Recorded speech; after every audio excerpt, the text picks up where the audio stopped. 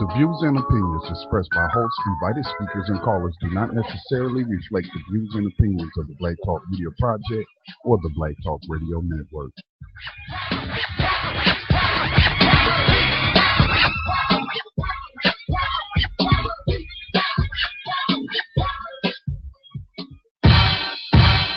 Rise up, rise up, rise up, rise up, rise up, rise up, rise up, rise up, rise up. Showtime. Just lift your eyes up, let your wise rise up. See the signs of the times. If it's time, rise up, rise up. When death and hell dwell among all God's people, when those we chose and trusted have become completely corrupted and inherently evil, when the feast that feeds you starves our father's children, when snuff, porn, and pedo forms begin to get top billing, rise up when famine. Peace and welcome to New Abolitionist Radio, a program that seeks to educate, inform, and agitate on the issue of 21st century slavery. Hosted by social activist and spoken word poet Max Parthas, with New Abolitionist and Actionist Yohanan Elia, and Black Talk Media Project founder Scotty Reed. On this program, we discuss recent news on legalized 21st century slavery and human trafficking, along with projects and people who help combat it. Today is December 16th, 2015. Lawmakers in Massachusetts want prisoners to pay room and board. And the Senate Minority Leader Bruce Tarr's, Republican from Gloucester, latest proposal, inmates would have to pay $2 a day for their food and housing. They would have two payment options, coughing up the money after they re-enter society or using money earned through prison labor. You heard it right. Work for slave wages so they can take it right back, or leave prison in debt to the state. The Prison Policy Initiative released its report laying out the numbers in mass incarceration the whole time 2015. We'll examine the numbers. Using a tactic straight out of the Black Code Circuit 1866, four students at Tennessee Boulevard. Max, I hate to interrupt you, bro, doing the intro. This will be the first time, but I don't know what happened to your audio all of a sudden, man. Your audio just started sounding like you're talking into a tin can. And I mean, it's like I could barely hear what you're saying. We are joined by Yohanan, the other co-host and producer. Yohanan, let's get an audio check on you. Peace to the abolitionists. All right, you sound great, bro. Glad you could join us tonight, Max. Let's see if we resolved your issues. Max? Is that any better right there? No, it's not. I don't know what happened.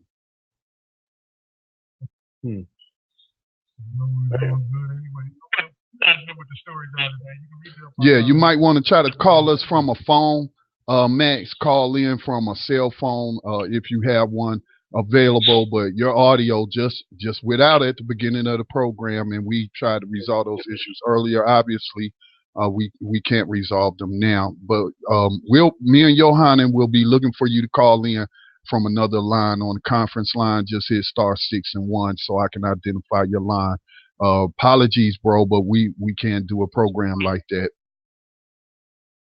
Well, I'm glad I was able to get in on time tonight. It's been real hectic, man. Just the last couple of months, actually. So, I mean, I appreciate y'all's patience with, working around my schedule with the major changes that have occurred in my scheduling and still letting me, be a part of the program when I haven't been able to be here on time and sound check and, ready to roll or whatever. Y'all still been letting me get a word in. So I appreciate that. But it's good to be here on time tonight. And seeing Max is going through some stuff that I know is frustrating on his end, but he'll get it worked out. Where was he at in the intro? I can keep on going. We're talking about, he was mentioning the Prison Policy Initiative released this report laying out the numbers in mass incarceration. It's a report called The Whole Pie 2015. So, of course, we're going to go over those numbers. Using a tactic straight out of the Black Code, circa 1866, four students at Tennessee Boulevard Central High School were charged with indecent exposure for reportedly wearing sagging pants to school in November, and two of the students were jailed for this offense. Excuse me. In the oral arguments Wednesday for a Supreme Court affirmative action case, Justice Anton Scalia a well-known critic of affirmative action, suggested that the policy was hurting minority students by sending them to schools too academically challenging for them. Basically, he was just saying black children are too dumb for white schools. Representing a group of black pastors, Bishop E.W. Jackson, which may be one of the people Scalia was referring to, that actually is a little slow. He says police are an absolute necessity for the safety of law-abiding citizens in the community. And so calling them pigs in a blanket and saying insulting things only serves to make things less safe for the average black person that is not out here committing crimes. Secondly, that the Black Lives Matter groups are disgraceful, demonic, and evil. Also saying that the fact that literally every year thousands of black men are dying in the streets in black-on-black crime is completely ignored by Black Lives Matter. We're going to talk about this, living in a bubble, white Jesus, slave master loving ignorance tonight. Max was mentioning to the listening audience, of course, he's getting reorganized and set up in his new home. He's got the America is Ferguson series on lock. If you've been following the program for most of this year, it's a series that we've been doing every week, and that's 100% Max Parthas researching and reporting week in, week out. I mean, I've personally have grown spoiled to listening to his. I mean, he's just so thorough with everything he can get about the state's information pertaining to modern day slavery, patterns and practice of racial profiling, race-based policing, industry set up by the state, the federal government, in cooperation with corporations to put black folks, in particular people of color, non-whites, poor whites, behind bars and use them for slave labor. So we're going to miss that segment tonight, but we'll have a little bit more news to cover it. And then let's see here. This week's rider of the 21st Century Underground Railroad is George Allen Jr., who was exonerated January 18, 2013 in St. Louis after serving 30 years in prison for the murder of Mary Bell, who was a court reporter.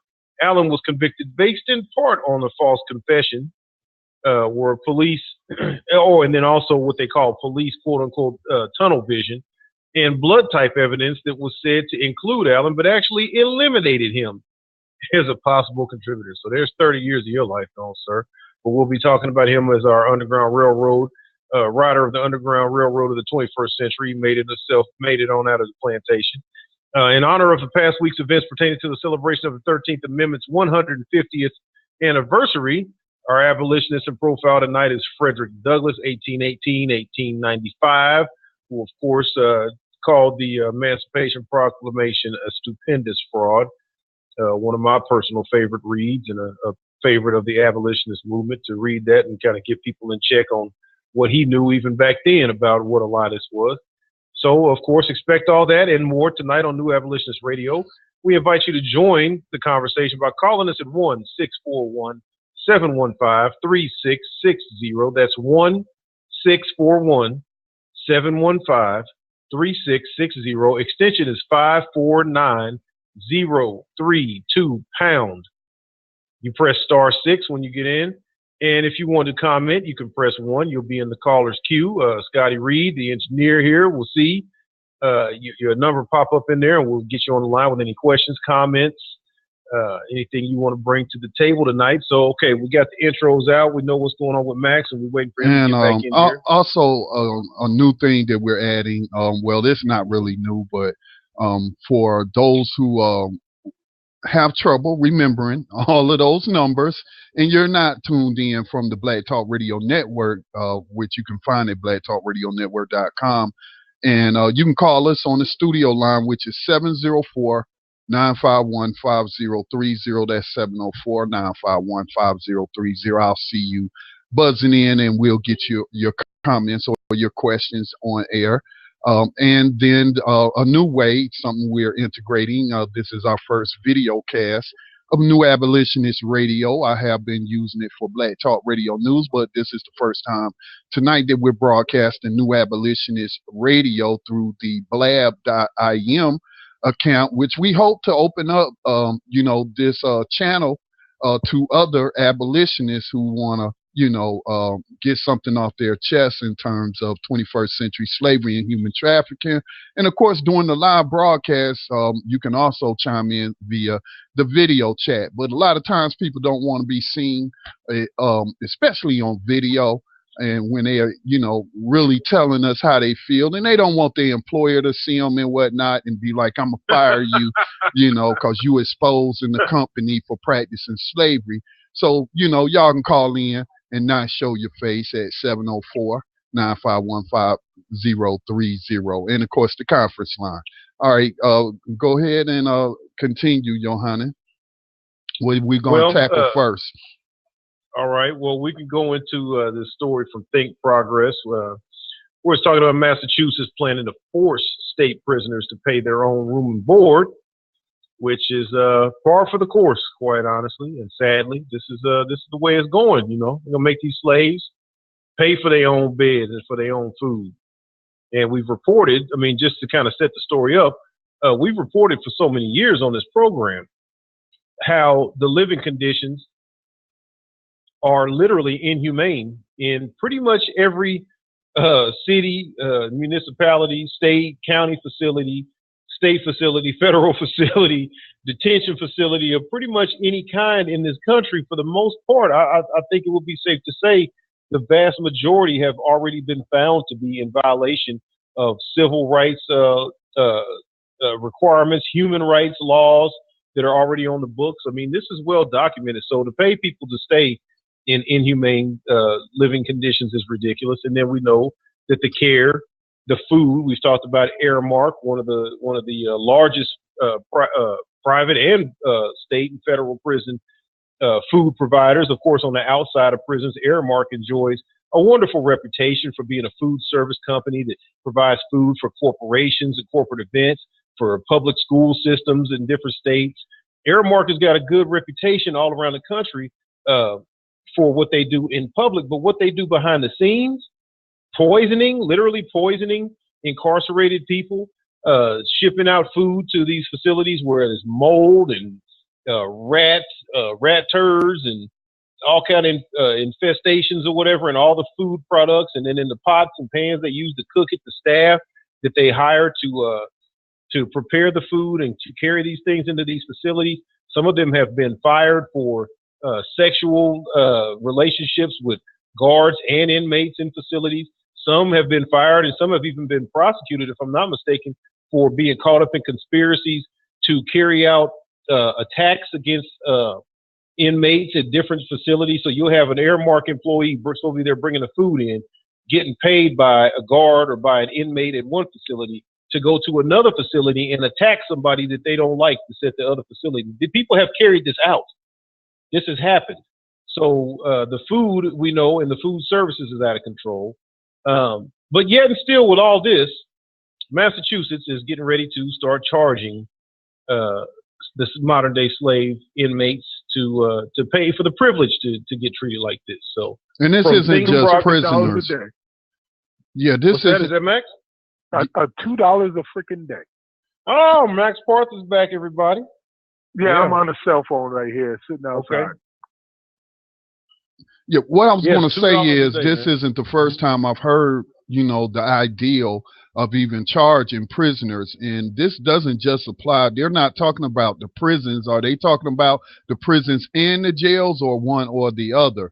Because in some states it's going on in both places. But this isn't a new ideal that has been floated out there by those so-called tough on crime types. And really all they're doing is creating repeat customers, like the private prison enslaver, the GEO group, talks about during their, quarterly earnings calls and whatnot. And so this is perfect mousetrap. That way, when it come time to release you, well, you got a bill.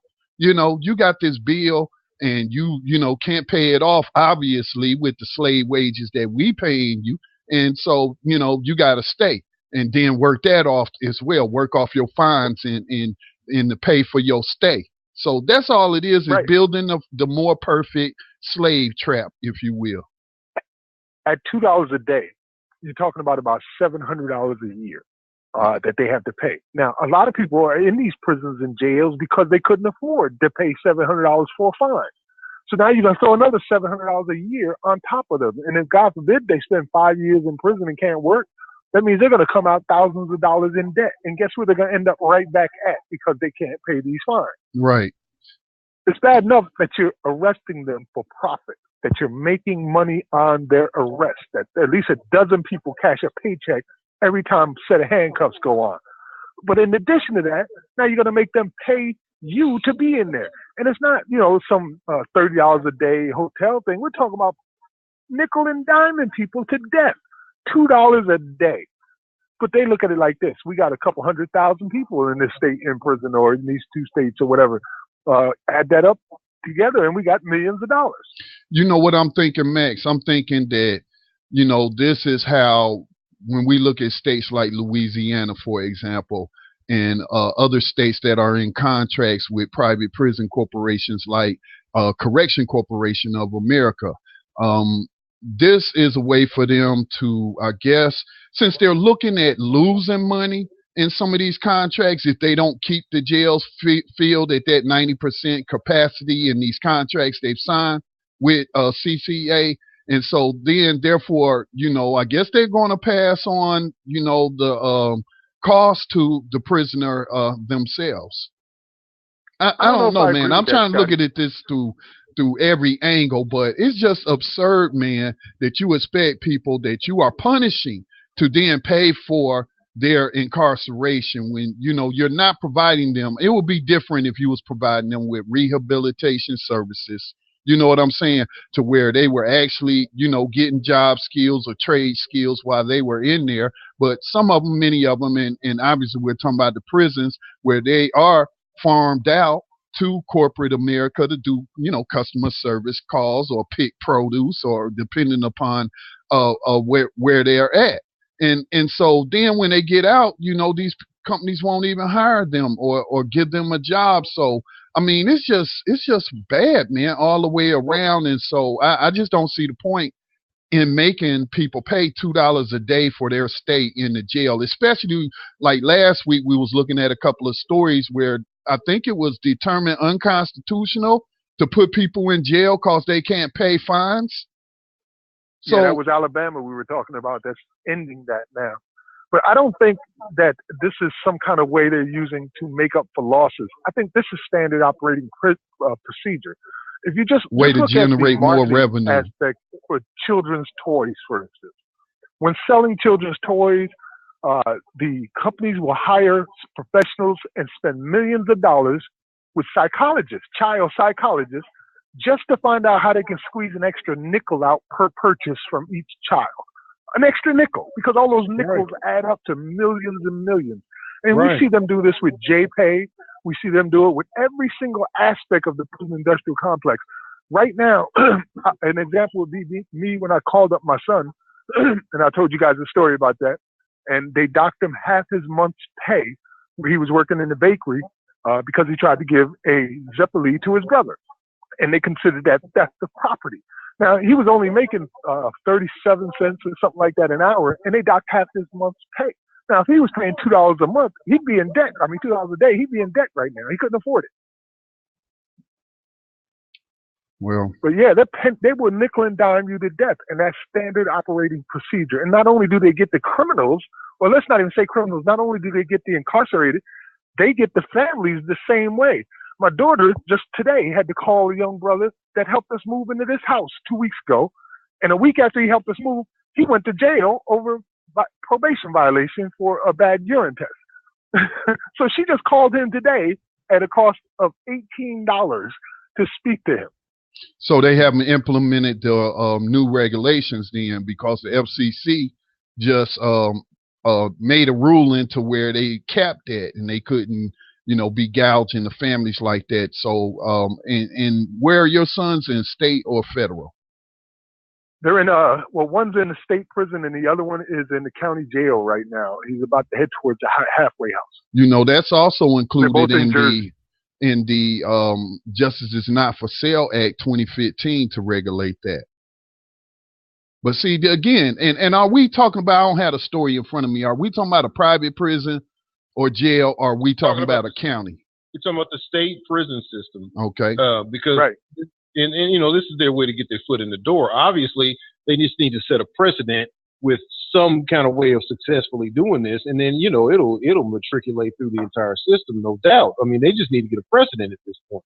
If they can get the state to agree, you know, to do this, like Max said, $2 a day, then it'll go throughout the entire system. But what I'm trying to understand is how it's seen as some kind of way saving the state money when the states are getting federal money to help subsidize this on one end. The states are taking part in collecting cash from corporations for making the labor available. We've talked about 37 states with legislation on the books to encourage corporate labor to come in, like courting corporations to come to their state and take advantage of the labor. So where are they, so quote unquote, losing money? They take money out of the state budget for education. Example, in my state, Right. Kansas, they've taken billions of dollars away from the education. Kansas used to have like one of the top education budgets in the country, top schools in the country for many years throughout the 90s, definitely early 2000s. Their budget is wrecked now, but we have more prisons and more money going towards the prisons.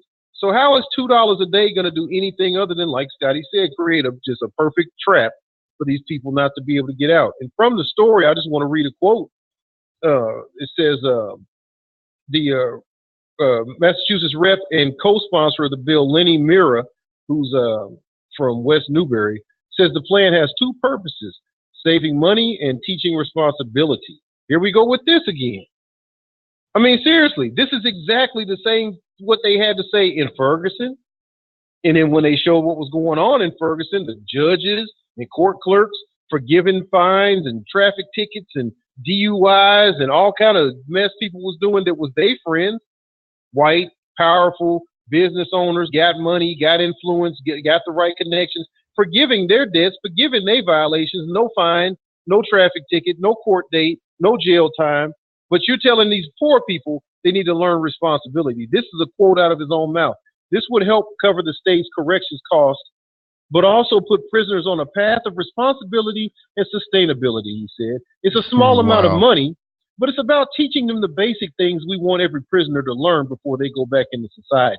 So that's how he's selling it. This is that respectability politics bull.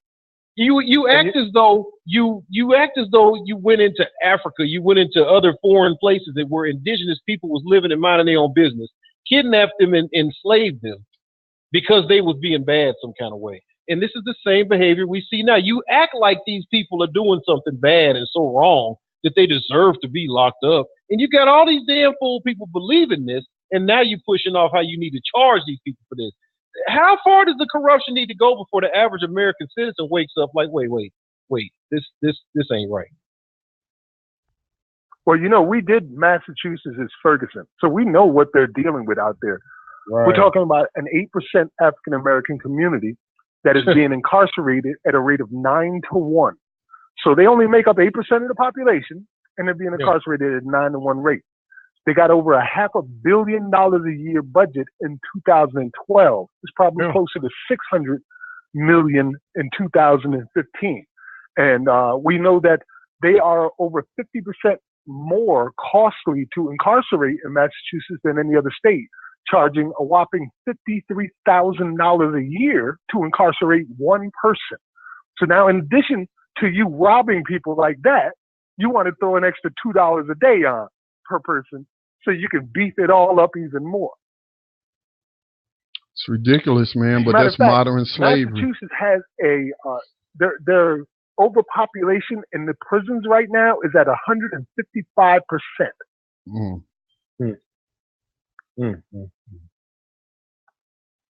This is just, like you said, brother, it's a way where they're just literally molesting us. Extorting us, just raping us for everything they can possibly get and telling us it's for our own good. Well, go ahead, Scotty. Well, never mind.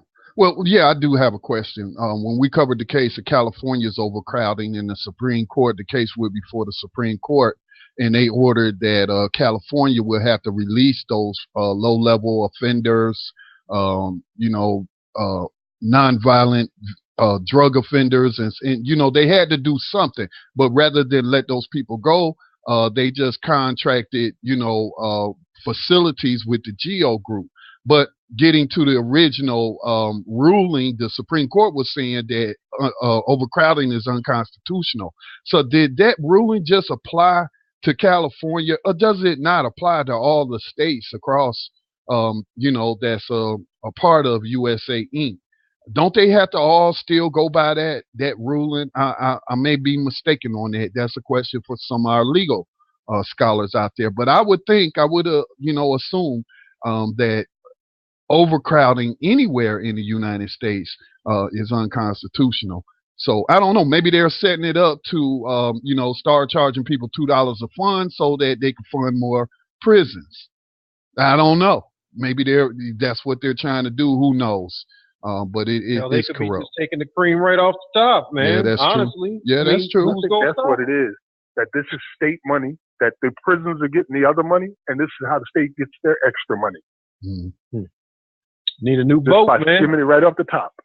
New beach house. Mm-hmm. We got about 4 minutes to our next break. Do we want to jump to our next story or hold off for a second there? We only got a couple minutes. Well, we got about 4 minutes to the next. All right. Well, the next story, I guess, is the Prison Policy Initiative and the 2015 Whole Pie, where they talk about the numbers for mass incarceration. I guess we could talk a little bit about anything and then come in on after the break with that, because that's going to take a good chunk, I think. Okay.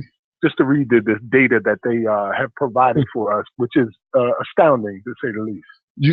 Guys, in a few minutes, about 3 minutes we have, I just want to say, if anybody out there, maybe this is your first time listening to New Abolitionist Radio, and we've been on air for 3-4 years now, broadcasting this weekly program every Wednesday night at 8:00 p.m. Eastern time. If you have any questions about whether or not slavery was really abolished by the 13th Amendment, again, they had that big ceremony that, earlier this week, or was that last week? I get confused. But anyway, last week, yeah. And so they had that big celebration. And so you might have saw that, and then you'll be like hearing us, on this show saying that slavery was never abolished. 13th Amendment has a loophole in it. And you're in a state of confusion. So you want to know where we getting our information from. Or you have any other questions, or there's just something you don't understand, or maybe you can explain, maybe you are the one that can justify to us why all this is okay. Why is 21st century slavery and human trafficking okay with you? Because there are some people out there like that. So please feel free. Give us a call. The telephone number, studio line, 704-951-5030. The conference line, of course, is 641-715-3660. The participant code is 549032#. For those already dialed in, if you have a question or comment, hit *6 and 1. And the last way is to just jump right into the video chat and pose your question or comment. We'll certainly get you in on the broadcast. Guys, we still got a couple of minutes. Anything outside of tonight's program that's been on your mind lately that caught your eye? Well, I have to admit, Scotty, I have been done. Like, so done. I feel like Johanna feels on more than one occasion. You know what I mean? Like, what more could I possibly say? And I'm watching the terrible deeds that they're doing, particularly like what just happened with the Freddie Gray case. Also watching last night, hung jury there, the Republican debate, and how all they talked about was murdering and killing people. Even a doctor, the doctor came out and said, I got no problem with killing innocent men, women, and children. As long as I get that one person I was looking for. I mean, what is this? This country is really just going overboard. And in particular, the Republican Party has shown itself to be nothing but warmongers and slavers. And I don't know how we're going to fix it. Killers, man. Cold-blooded killers. That's cold-blooded, man. Killers. Yeah, cold-blooded killers. It's all propping each side up, man. It's the same. I understand definitely what you're saying, and they're the ones being featured as being this way. for that particular purpose right now. That's just the role that they're being put in, is to play that game. But we all know what it is, man. It's like a propping one side up so it can get leverage to lift up what it's really trying to put in place, which is, I believe honestly that all signs from what I see show that they're moving to push Hillary Clinton into the next presidential. Yeah, I was going to say that. So you got to show the Republicans as being these extremists and crazies, and what that does is rallies the troops, for these so-called conservatives, and which we know what conservative is code word for, white folks basically. So it's just showing the racial divide. It's showing the rabble rousing for all of that, and I think that's all it is. It's just a bunch of pageantry, man. Well, you're listening to New Abolitionist Radio. We're going to take a quick break. We'll be right back on the other side.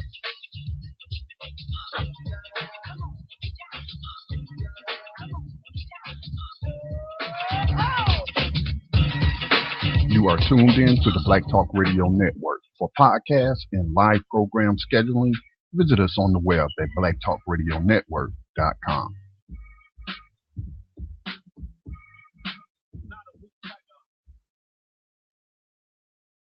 Peace and welcome back to New Abolitionist Radio.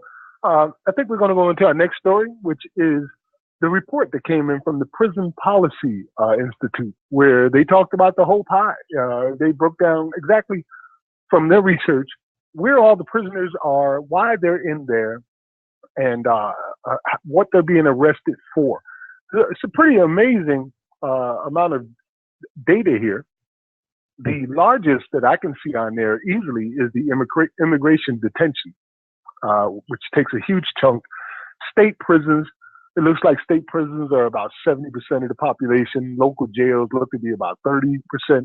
Kids make up maybe 20% or 15% of the population. I'm just rounding out looking at this pie chart. Yeah, I'm looking at it as well. Right, and federal prisons make up about another 15 to 20%, something like that.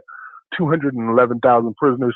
I don't know if they're using the data from private prisons as well in here, because the number of the total seems to be a little low in comparison. So this is probably just based on state, federal, and local jails. Nothing about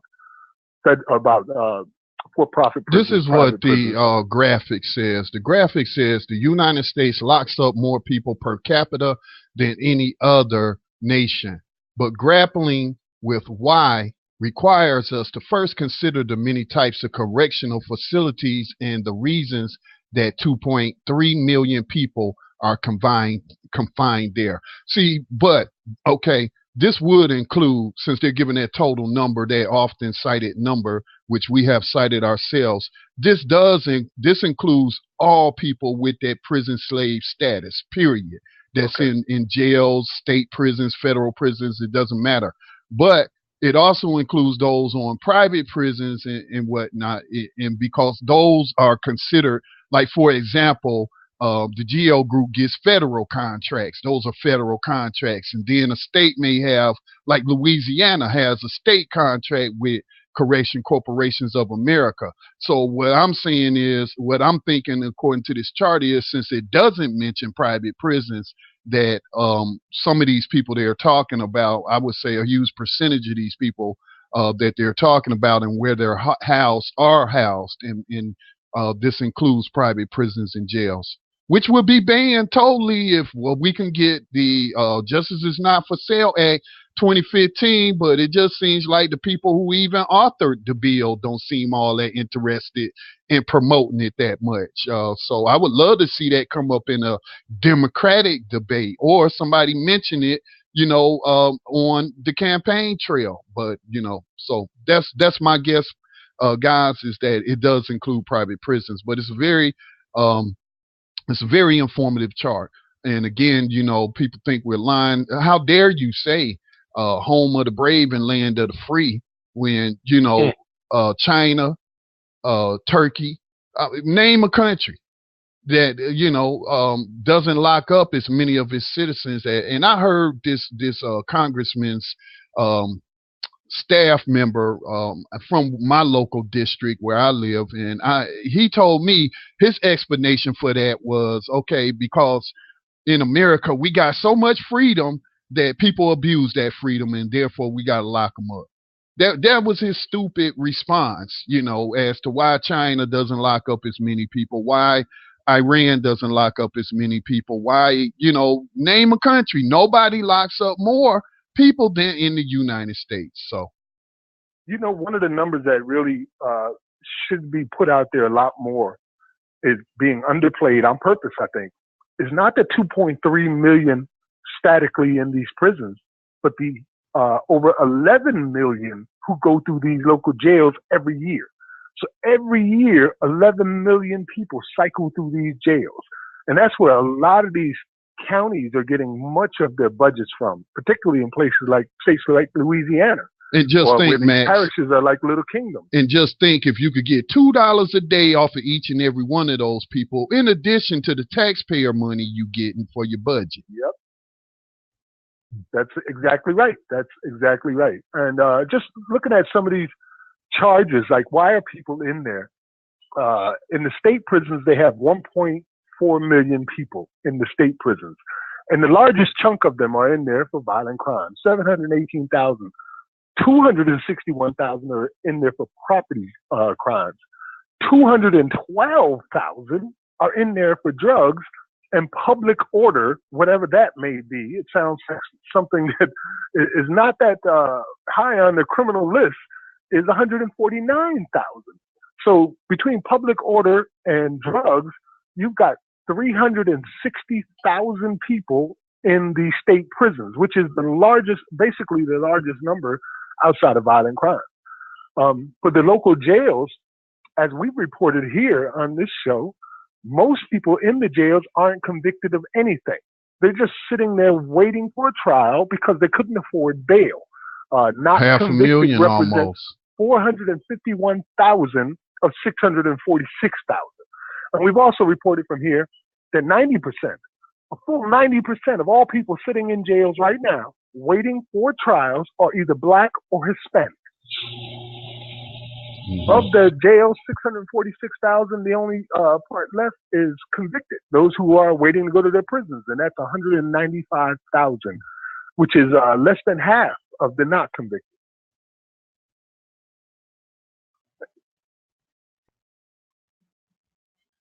Well, when you comment about the waiting on trials, we already know what the number is on that. So, I mean, that's just difficult to even see. Somebody would look at these numbers. I'm sorry to interrupt, Johanna, but there is. I'm not even gonna say his name because he just really irritates me. And but there is this guy. I call him an Obama bot. It's a black dude, and he's an Obama bot, and he's always making excuses and for whatever the Obama administration may be doing. But anyway, this guy said there's no such thing as mass incarceration.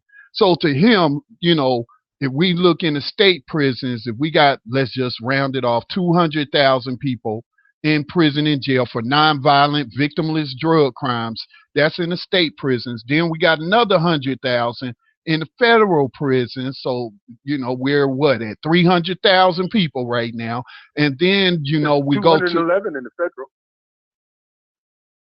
No, 105,000 of those are just drug related. I'm talking about drug related, the drug war and whatnot. So that's 300,000 people right there. And then, that's not even counting among the 195,000 that may be in jail. Let me see, there's 45,000 in jails behind drugs.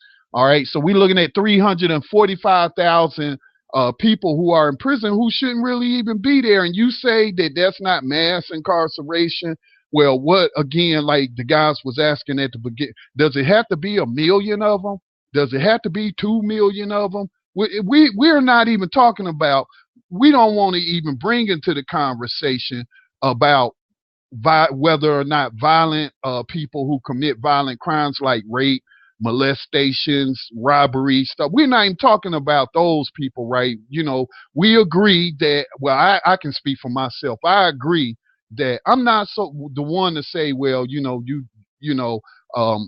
shouldn't be in jail for that. You should go to some kind of class on how to not rape people or something like that.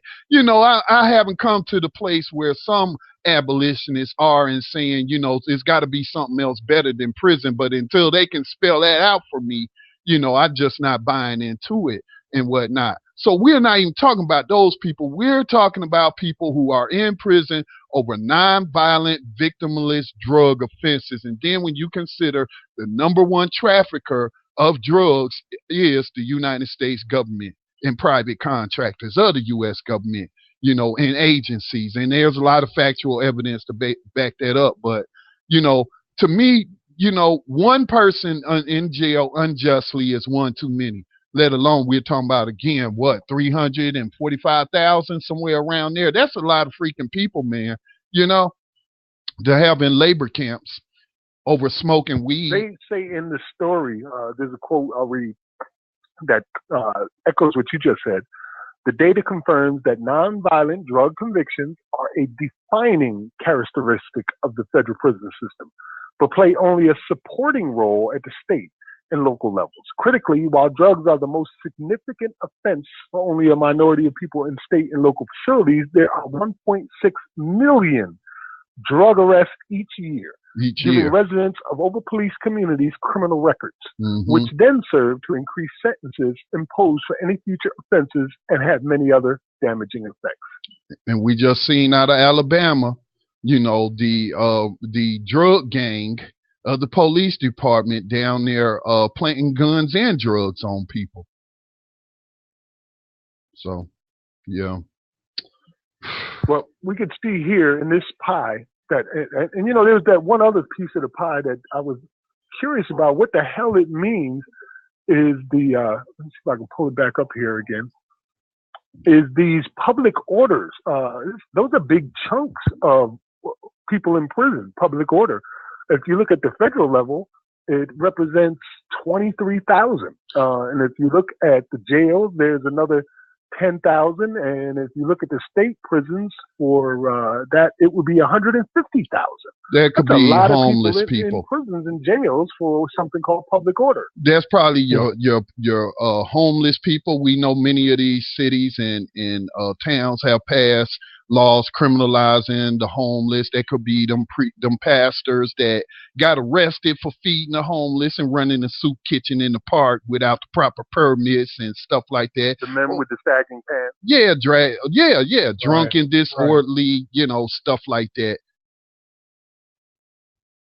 And, you know, people talk about what about the rapists and the murderers and all of that. You know, you add all of those things together. They don't represent the majority of why people are in prison. That's why we say close to 1.3 million people need to be released from prison. When you talk about murder, just on the state level, it's 169,000, manslaughter is 18,000, rape and sexual assault is another 170, and robbery is 185. So those 1, 2, 3, 4 together only make up what? 170, it's 200, 350, 450, about 500,000 people. So out of the 2.4 million people, 500,000 people just basically, according to this chart, should be in prison. The rest need to get the hell out of there. Add to that, though, Max, the way that we are able to prove what we say every week. We're not speaking out of emotions and just throwing up a bunch of rhetoric. The facts are there that support every single week. The reports are there to show you the numbers of people that are wrongfully accused and wrongfully tried and unconstitutionally put to trials and not even given an opportunity to face an actual trial because they're facing stacked up charges by these prosecutors that have more power than sitting justices on every level of our judicial system in this country. When Supreme Court Justice Anthony Kennedy sat up at the 2016 budget meeting and said himself, the Fourth Amendment right to a fair trial is a myth. With 97% of federal cases going to plea deals, 94% of state cases ending in plea deals, judges do not even get to see evidence, do not get to hear witness testimony. Juries neither are able to see any kind of evidence or even hear any kind of testimony. All that happens is the prosecutor goes behind closed doors, throws up 1,000 charges against somebody that was accused of doing one thing and says, if you think you're going to get out of here alive, you're crazy. Not only will you get the 5 years I'm charging you with on this one charge, I'm going to give you 50 years with these other 1,000 charges I'm going to throw against the wall, and somebody's going to convict you of some more stuff. I don't care if you did it or not, or sign these papers. And that's what's happening. So when you give me 500,000 people that's in prison right now for all those things you said, yes, violent offenses, criminal offenses against other individuals or against property, totally antisocial behavior will be indicated by these charges that's being put against these people. But then you give me the other side of the coin, and I know how they're getting railroaded on a large scale. I would venture to say it might be 100,000 people in this country of 350 to 400 million people. It might be 100,000 people that, honest to God, commit violent crime against one another. It might be. Right. You're right. There was another study that came out said that juries are wrong 17% of the time in their convictions. But as you said, they don't even get juries because unless you're a cop or you're rich, you don't get a jury. You just get 96% plea bargain or 94%. Well, some of that is federal and state. Well, some of that. Let's be honest about that, though. We are choosing to plea bargain because we're scared. Because the system does coerce you into pleading out because you might be facing 9 or 10 various charges, and then they'll be like, well, we'll plead you down to these 2, and you just plead guilty to this, and then so I understand why a lot of people do plead out, but they do have that choice. They have that choice, and we've heard conversations and arguments that if people just decided that we all wanted jury trials, that the criminal justice system, the court system, would grind to a halt. They will have to be scheduling cases to be heard 20 years out. You know what I'm saying? People But when they are faced with that, people are faced with that type of circumstance, it's hard for them to say, you know what, I want to go to court instead. I know. If they lose, they get what that prosecutor said they was going to get. I know, Right. but The situation with what was her name, Marissa Alexander. Right. That's basically, we witnessed what occurred in that situation. Now, I'm not getting into whether she was wrong or any of that. That's a whole separate issue. The point being that she faced that kind of a situation, and that was a somewhat legit instance of something like that happening. What's not even spoken of in this country is how rampant the cases run, where it's not even legit charges. It's not even a legit. We talking about the Khalid Browders of the world. Right. They just get snatched up off the street corner. We talking about this, like the brother tonight, George Allen, 30 years later. We talking about this is on a massive scale of just throwing bodies against the wall. Whoever can't get out, then you just deserve to be in our system. I believe that is the norm. I believe that is the more massive, the more common situation. I know there's people that are committing crime, and I definitely know what you're saying, Scotty. We need to be honest and keep it 100. There's plenty of people doing stuff they ain't got no business doing, and they just don't want to face all them years. So they take a deal. Even within that, though, the system it doesn't represent justice. Because look at these people. Where they had the story of the girl that was the daughter of the DEA agent or one of the DEA heads, DEA agent. Yeah. This is all too common, man. High school. Celebrity, teenager. Rich people, Mitch McConnell's family, on and on with these people with what they say, the complexion for the connection and the bread. And ain't no trial. You can go home. Another thing that I want to point out from this report, though, is something that I have been calling the crimes of survival crimes. Where you mug somebody, you snatch a purse, or you stick somebody up at the ATM. Because you're, can't survive on the streets. That's why we see a whole movement right now for fast food workers to get paid $15 an hour. Because, people living in poverty tend to not be able to make enough to live and support their families. So they turn to alternative means, whether that is selling drugs or becoming a stick-up kid or some other kind of nonviolent crime like what they might call food stamp fraud, where, a person who get food stamps, they might be getting $200 a month, but they need $100 to pay to keep the electricity bill on. And so they may sell $50 worth of their, $100 worth of food to somebody and put it on the card and get the $50 to pay the electricity bill or whatever other bill, that has come up. But in their report, and I'm going to read from it, it says number 8, and they have this numbered. So people, please check out the report. We have linked to it on the broadcast page of blacktalkradionetworks.com for tonight's show, New Abolitionist Radio Weekly. And we also I have posted the links to all of the things we're going to talk about tonight in the chat room on our blab.im. New Abolitionist Radio account there. So if y'all want to check it out, but this is number 8. It says, our report on the pre-incarceration incomes of those in prison in state prisons, prisons of poverty, uncovering the pre-incarceration incomes of the imprisoned, found that in 2014 dollars, incarcerated people had a median annual income that is 41% less than non-incarcerated people of similar ages. Our preliminary analysis of jail data shows that people in jails may have even lower incomes. For pre-incarceration incomes of those in jails in 2002, see page 9 of Profile of Jail Inmates 2002.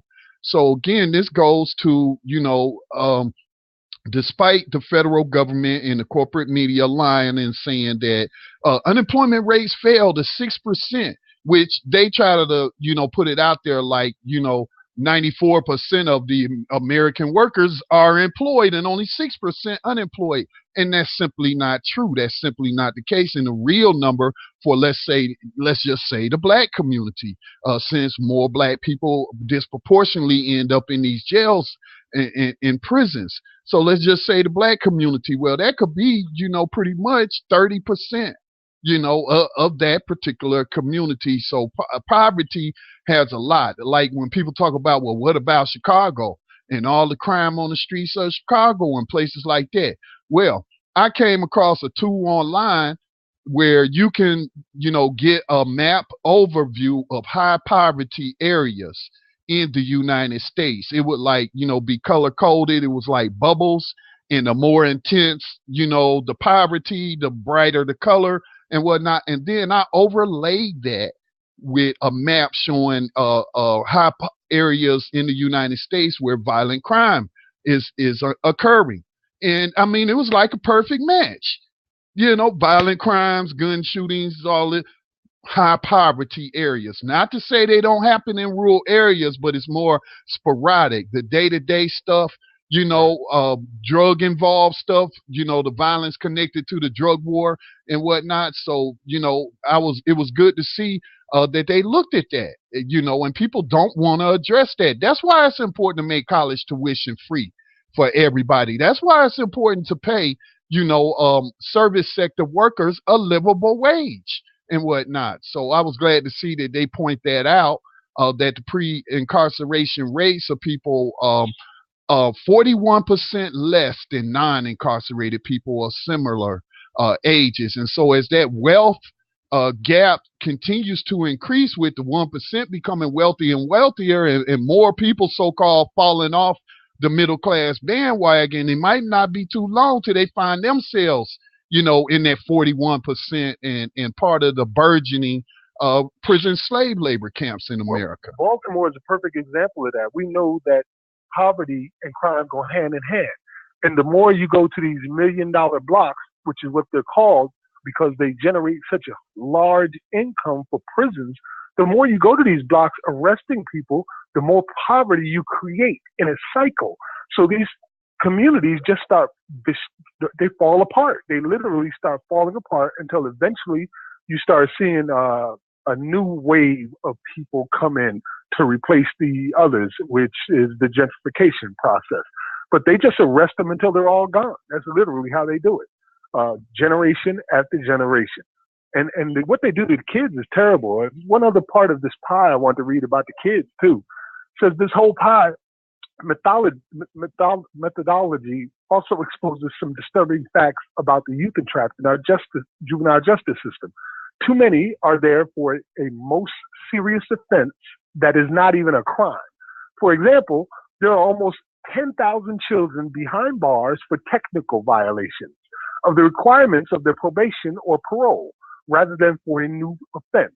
Further, more than 2,000 children are behind bars for status offenses, which are, as the U.S. Department of Justice explains, behaviors that are not law violations for adults, such as running away, truancy, and incorrigibility. So they are locking these kids up and putting them in these juvie centers for running away or whatever the hell incorrigibility means to them, and truancy. And as our other story after this one is going to show you, even for simple things like coming into the school and arresting kids for sagging pants. Right. Well, I think key to what you all are pointing out with, like you said, the obvious link between, the poverty and then those being the crime areas. Like you said, the crime is basically a survival. I think the key to this on the level that this program speaks to as far as modern day slavery and ending this practice and, support what we talk about all the time is to remember that this is like the ideology of this system. So yes, we're talking about the practice of, imprisoning people so you can enslave them, force them into labor for slave wages or for no wages in many cases. Yes, we're talking about, state laws, federal laws, black codes, the new Jim Crow. We're talking about all these things, this ongoing link between the behavior of the dominant society towards kidnapped and enslaved African people and other indigenous people. So yes, this is what we're talking about.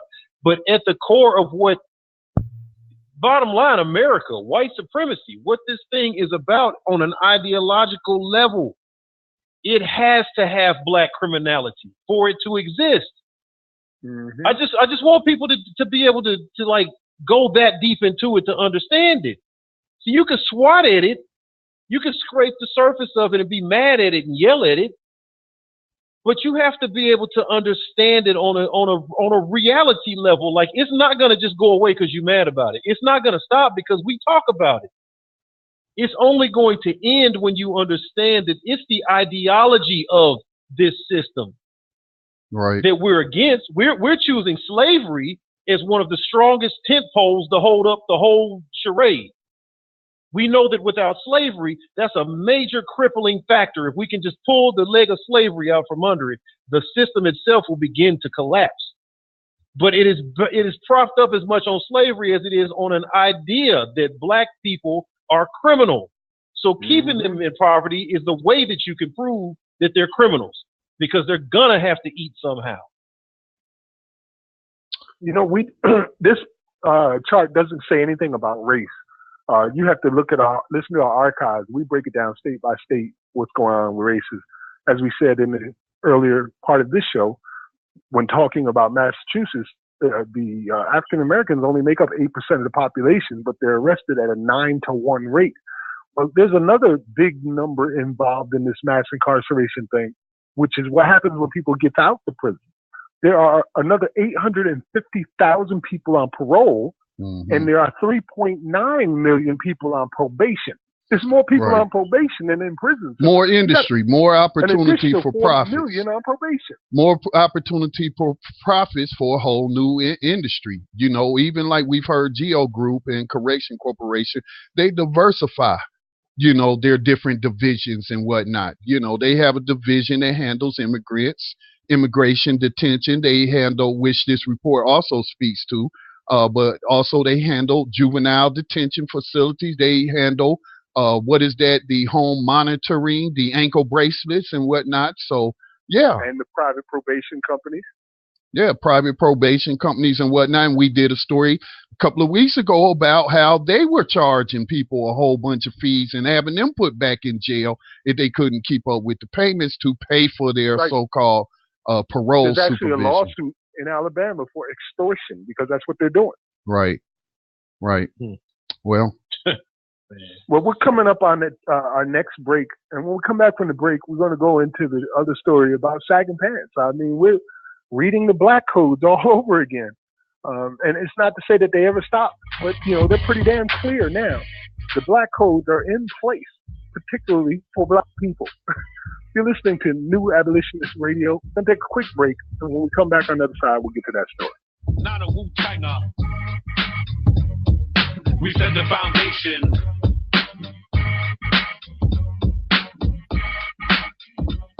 Come on. And repent to the east. 1, 2, 3. This is Brother Elliot, host of Time for an Awakening, and you're listening to Black Talk Radio Network, new media for the new millennium.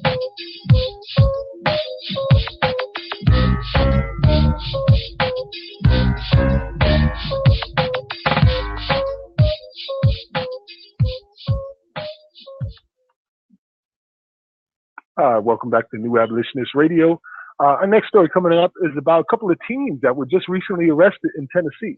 Well, before you do that, Max, before you jump to the next story, again, let's encourage listeners, viewers, since now we have video, to, again, if you have any questions, if you have any horror stories that you know of where this is happening locally, give us a call. There's the studio line. That's 704-951-5030. Again, that's 704-951-5030. The conference line, of course, is 641-715-3660. That's 641-715-3660.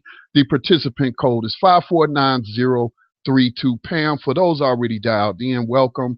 Just hit *6 and 1 at any opportunity you would like to take to ask a question or make a comment about 21st century slavery and human trafficking. Again, for those who are tuning in via the video chat room, you can jump in as well. We'll take your calls from there as well. Please continue, Max. Well, speaking of our listeners, one of our supporters, Nancy Nordyke Shelley, pointed out something to me regarding this whole pie thing. She says larger cities are now charging inmates high dollars for incarceration where they become aware of funds the same. For example, your mother dies while you're in prison and you inherit $10,000. So the state takes it. Also in California, they want to charge $36 a day, not $2, $36 a day to inmates when they get out. And the legislation for that is pending. Wow. Thanks for the info, man. All this going on. Yeah, thank you for that. All this going on.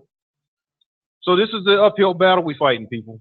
You got a major candidate for president of the United States put out legislation, 6-8 weeks ago, to campaign to end private prisons, to abolish the system of private prisons in this country with good proof of why to do so.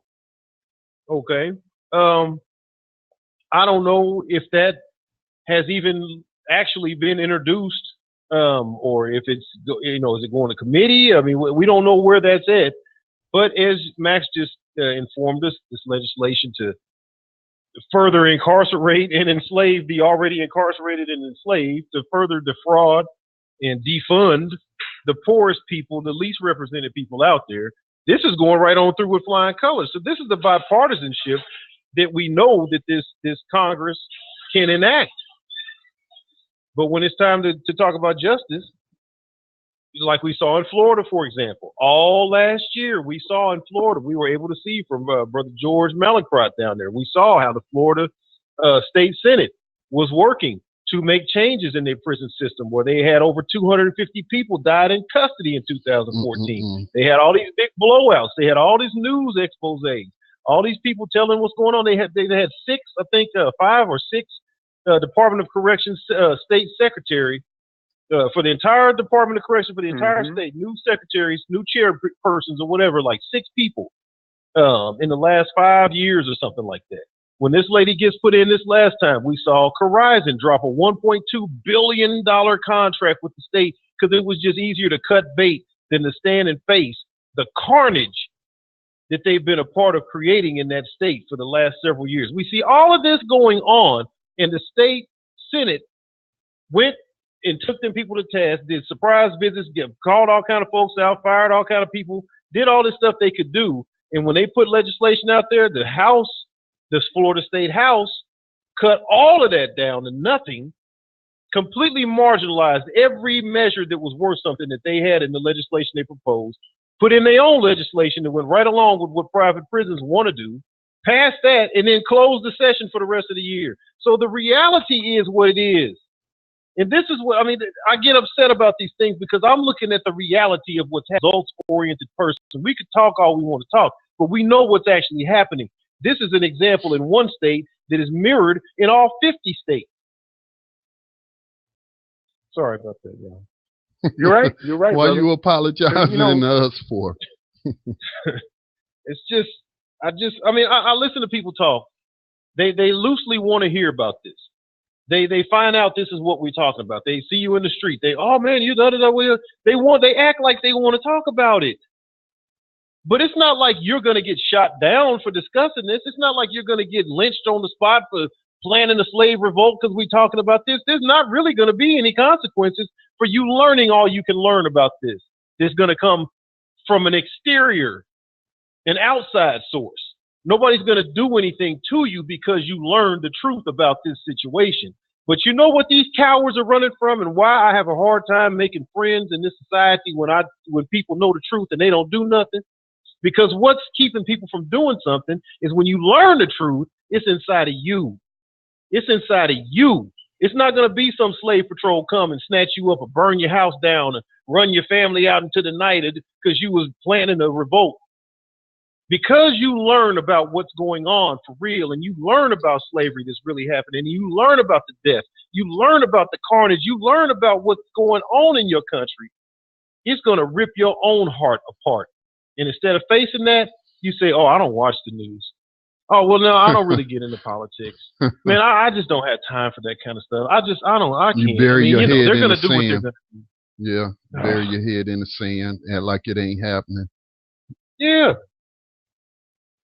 But then Yeah, turn around and say what you wouldn't have stood for if you lived back then. Oh, they wouldn't have did it. They would have did it to you 100 times worse. You ain't got the heart the slaves had to withstand what they withstood. Ain't nobody gonna do nothing to you today, and you won't even listen to the news. I'm sorry. I'm done. Y'all go ahead. You're right, brother. I had a friend of mine come here and spend a couple days with us in the new house, and he said he came out here because God put it in his heart to come and let me know that one day people are going to say I was right. And I kind of looked at him like, what? Right about what? Slavery never being abolished. But I don't need to know that. I know I'm right.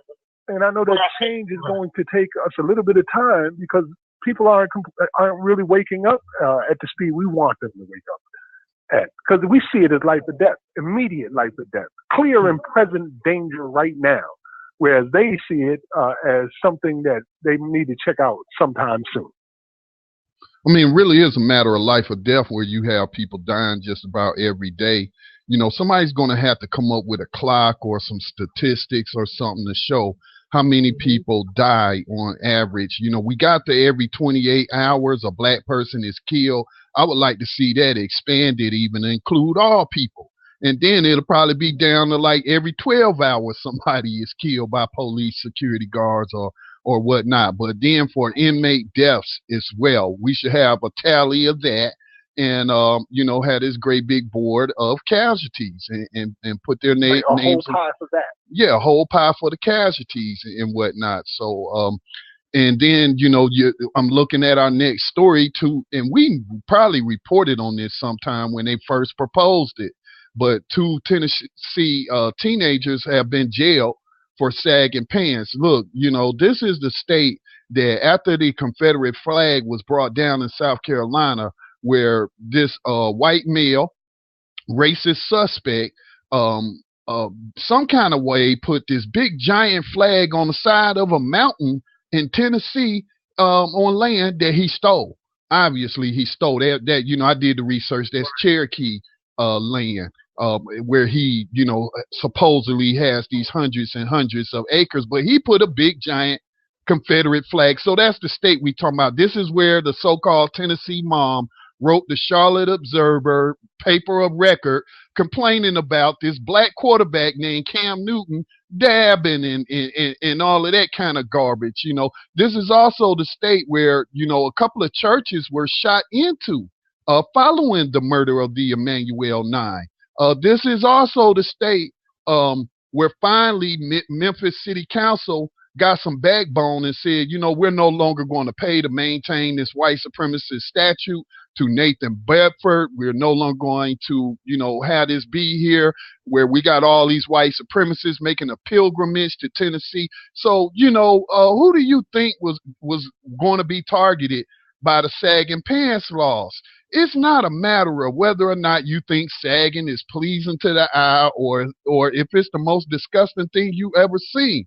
You know, but all you're really seeing is boxer shorts. That's really all you're seeing is boxer shorts. Now, there's got to be some other way that we can talk to these youth about fashion, you know, other than throwing them in jail. But we got these two teenagers jailed for sagging pants, and they're going to stay in jail unless they poor family, which, again, going back to the chart we were just reading from, 41% of the people incarcerated, you know, are living in poverty. So obviously they're going to have problems coming up with $250 in fine because this kid was said to be sagging. And then think about, you ain't really got to even be sagging. It's going to be your word against the officer. You know, and so unless you tell him I want to see it on the dash cam, I don't believe my son was sagging. You got to show me on your, don't you got a body cam? Well, I don't believe he was sagging because y'all lie all the damn time. And we know you write tickets to generate revenue. Look at what you was doing in Ferguson and that was uncovered by the U.S. Justice Department in their Ferguson report. So, yeah, I mean, and then, man, I think this was Alabama.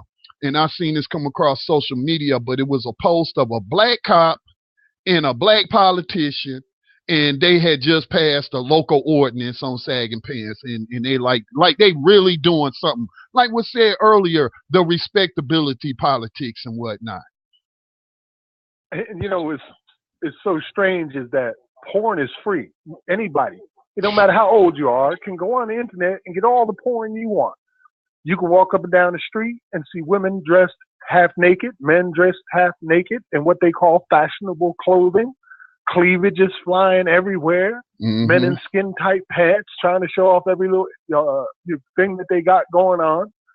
But apparently young teen black men with their boxer shorts showing, not their skin, just the boxer shorts, is too much for you to bear, and they have to go to jail or be fined. And as you said, these are kids. They can't afford to pay no fine, so the parents are paying the fine. And if the parents can't afford to pay the fine, guess what?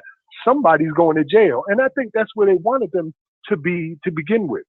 And you were right that we have reported on this before. We reported on it last year when Irvin Leon Edwards, a 38-year-old man, was tased to death and left in a cell to just lay there and die after being arrested over sagging pants. So that was, we reported on that last year. Mm-hmm. So this year we're dealing with Tennessee. Now that happened in Louisiana where the man was killed. But there's at least 3 different states other than that have sagging pants laws, Florida and New Jersey, for example. But now here we are in Tennessee where the capital of the largest prison and slavery in the world, CCA, is located at, right there in Tennessee, where at least a dozen judges have been prosecuted for corruption charges where they were doing the same thing in Tennessee that they were doing in Pennsylvania in the Kids for Cash scheme. Let me read this story for you guys so you can get a gist of what we're talking about here. 2 Tennessee high school students were arrested and spent 2 days in jail for wearing sagging pants to school. According to the Huffington Post, 4 students at Bolivar Central High School were charged with indecent exposure for reportedly wearing sagging pants to school in November, and 2 of the students were jailed for the offense in early December. I just took it and went on, one of the students, Antonio Ammons, a senior at school, told Action News 5. I didn't know what else to do. Ammons said that he'd never been arrested before. So now, see, this is the school to prison pipeline and black codes all wrapped up in one. Right. See, he'd never been arrested before, so now you just changed this boy's life and gave him a permanent Exactly. arrest. So he's never been arrested before, but for 48 hours, he was inside of jail with other adult inmates. I really didn't like it, Ammons told WREG about his jail time. Ammons is now left to figure out how he's going to pay the more than $250 in fines and court fees. Now you're talking about a high school student who don't have a damn job. Where is he supposed to get it? But we know what they want. We know that children his age, and they are children, are valued at up to $353,000 a year in New York State. Now, I don't know what the price to incarcerate in Tennessee is. I could probably find that out in a matter of minutes. But the average cost is somewhere over $100,000 per child. So they don't want his $250. They don't want that. They want his $100,000 for being in there for a year. Right. I want Johanna, and I think you were trying to jump in there before I bring up this other point. I want to bring up this other story involving these teens in sexting, and comparing that to teens in sagging. But go ahead, Johanna. I know it sounded like you were trying to jump in. No, go ahead, bro. Go ahead. Well, for some reason, this CNN.com page doesn't want to load up. Maybe they're getting so many hits and whatnot. But I read the story earlier today. There were some teens, and this is predominantly white school. Most of these teens involved are white, and they were trading sexting photographs of themselves. You know, do people know what sexting is? I guess sexting is the wrong word, because sexting is where you're involved in a virtual intercourse or something. You know what I'm saying? And so you're sending each other these photographs and doing some other stuff to yourself. And so that's what sexting is. But what these teens are not accused of doing, but the evidence is on the video, is that they were encouraging people, and the girls were taking, new photographs of themselves, the males too, and then they were trading these among each other like Pokemon cards. That's how they were being traded. And then they were saying that this may have even involved like 3/4 of the football team has been involved in this. And we know how, your athletes are pampered and whatnot. But then, this was like among a lot of the student body. So they decided, the local prosecutor, I was trying to pull it up. I believe it's in Colorado. It is in Colorado where this occurred. And the DA, the local district attorney, determined that there were going to be no charges against these middle school students accused of exchanging hundreds of naked photos, and they won't face any criminal charge, because they could charge them with child pornography, manufacture of child pornography, the sending, communication of pornography, and this is child pornography, even though it's produced by children and whatnot. So, but again, you'll take the black teens, and I'm sure these two are black, aren't they? Black teens. You take the black teens, and you'll put them in jail and fine them $250. And if they can't pay it, their families can't come up with the money, you put them in jail. But then you got all these middle school students sexting, sending naked pictures of themselves, but you don't want to ruin their lives, so you're not going to charge them with criminal offenses and whatnot. So I just wanted to, compare and contrast. Yes, it certainly is a big contrast, as you pointed out earlier, and Johanna pointed out as well, with the DEA's daughter that was arrested and how she was treated for trafficking drugs and being a drug dealer. But she was, treated in a whole different way than our children get treated. Right. But you know what they say about our kids, that we can't even compete in an even level playing field. We got the Supreme Court of the United States. Well, let Max, before we move on, man, before we move on, Johanna trying to jump in there, and I know, your audio was kind of like on the delay, perhaps, but go ahead, Johanna. Oh, I was just going to back up what Max was talking about, which we already know, especially if you're a regular listener to this program, about the cause for youth incarceration. I found a report from the Tennessee Commission on Children and Youth. This is the Juvenile Justice Policy Brief from January of 2015. They got a section to their report that says it's called The Cost of Doing Nothing, saying that the cost of juvenile justice in Tennessee is significant, especially considering the fact that it does not necessarily improve public safety and often results in worse outcomes for the youth, family, and communities affected. It says that the cost of housing one youth in a state-funded juvenile justice facility Now, this is just saying in a juvenile justice facility specifically, $240.99 a day, which at 365 days in a year adds up to just around $88,000, which is pretty much right on the money to what Max was saying. So, and the juvenile justice facilities are no doubt set up to be a cost-saving alternative to traditional state facilities. So, you know, the $88,000 being a savings over what is likely over $100,000 for a state facility for you. $5.7 billion that the states overall spent on youth imprisonment. That was way back in 2007. So again, when you start trying to get these numbers, you know, this is the Tennessee Commission on Children and Youth, the Juvenile Justice Policy Brief for 2015. These people no doubt have access to whatever the latest numbers are. They're going to make their case as strongly as they can. And this is on a state level and being looked at on a nationwide level and in a comparative.